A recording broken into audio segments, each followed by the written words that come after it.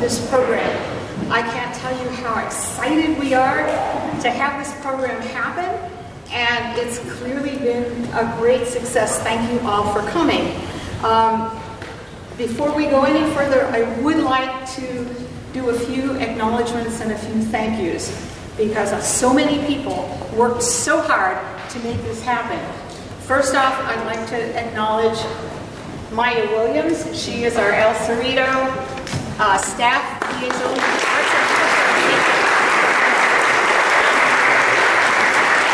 Maya, there's so many moving parts to this, and Maya made sure that they all moved without getting crunched into each other.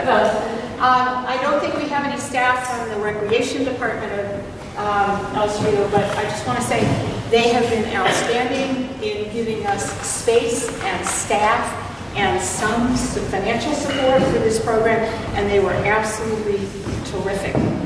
I also want to acknowledge all of the participants in the program who are going to use it for us, all of the professionals in the California Sound Collective who are both playing and who have coached our people. Special thank you to Kyle Baldwin, who is conducting our first orchestra, and a very special thank you to David Ramadanov, the director of the California Sound Collective. When he first approached me with this idea several years ago, my first thought was, yes, wonderful, what a dream. And then a second thought was a piece of music, the impossible dream. How are we going to make this thing come together? And all of these people did it, and it came together. So I really hope you enjoy the program. Thank you so much for coming.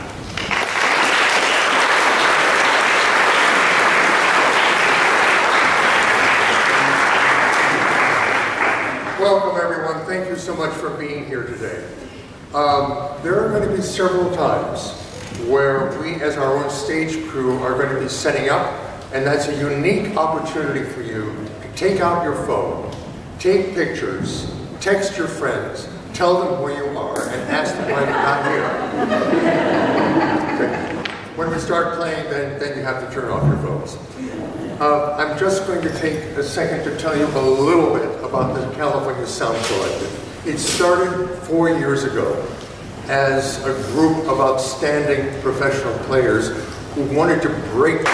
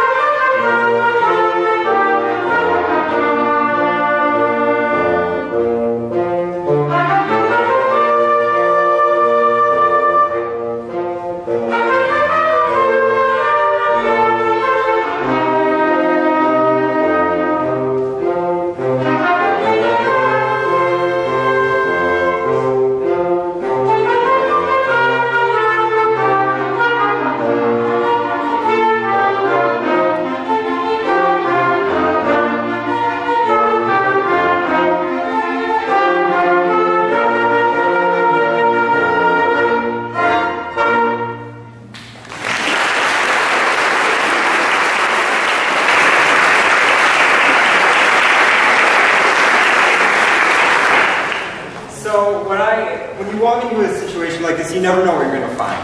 As Ruth was talking about, we were expecting maybe people who've never played an instrument before, people who haven't played for a while. I found out we have someone on stage. The last time he played in a concert, how many? 50? Oh, last time I played? Yeah. I worked out 53 years ago. Yeah, so the last time he played in a concert was about 53 years ago. So, I mean, it's...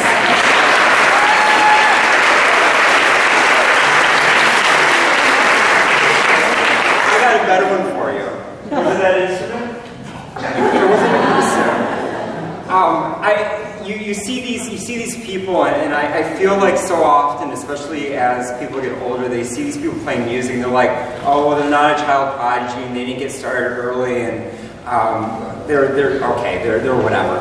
But you have to remember, I know there's probably a bunch of you out there that think, I wish I really would have kept up with an instrument, or I wish I really played an instrument when I was younger.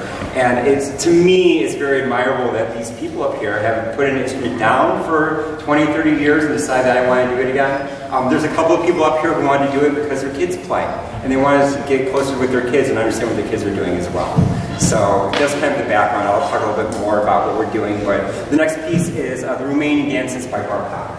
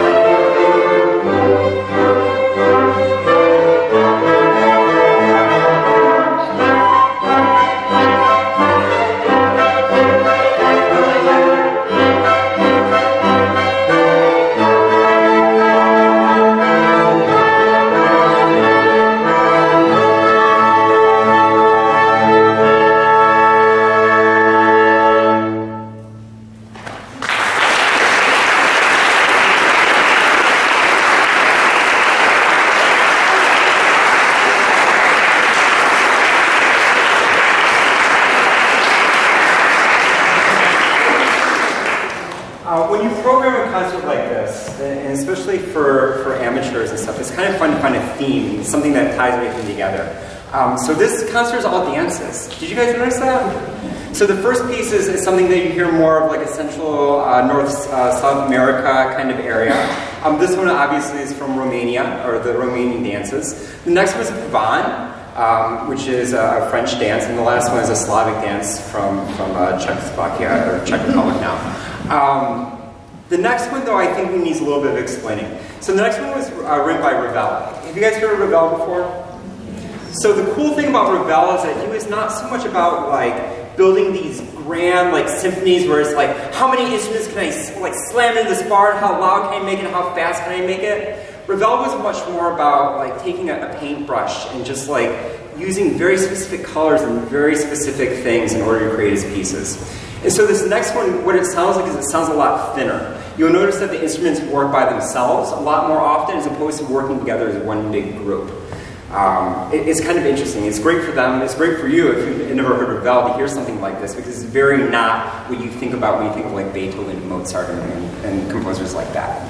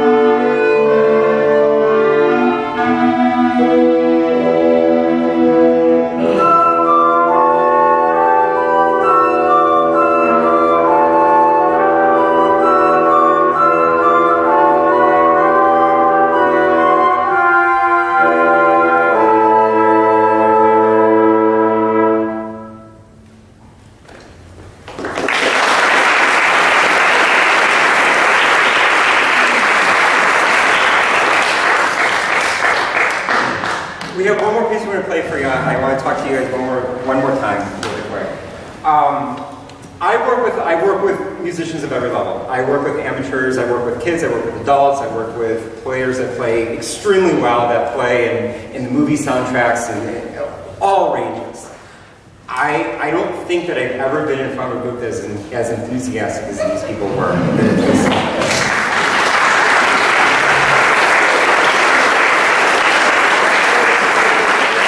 I would get emails. They would put me on these email chains and like, so whose house are we playing it on Friday? Or Saturday? Saturday or Friday? Saturdays.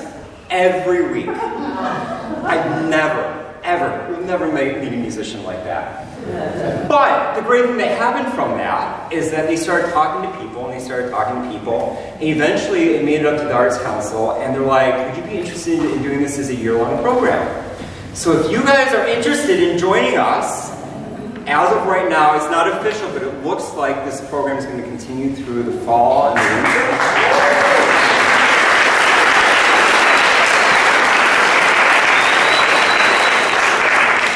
And if you have an instrument at home that you've been looking at in the closet for the last 20 years, and you're like, I don't know if that makes noises anymore, pull it out and join us.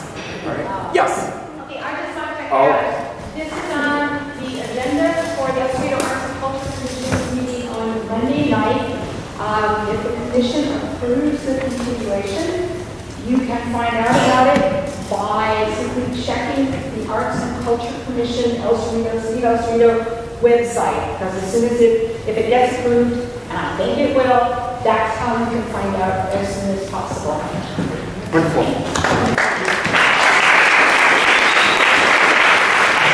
So without further ado, please enjoy our last piece.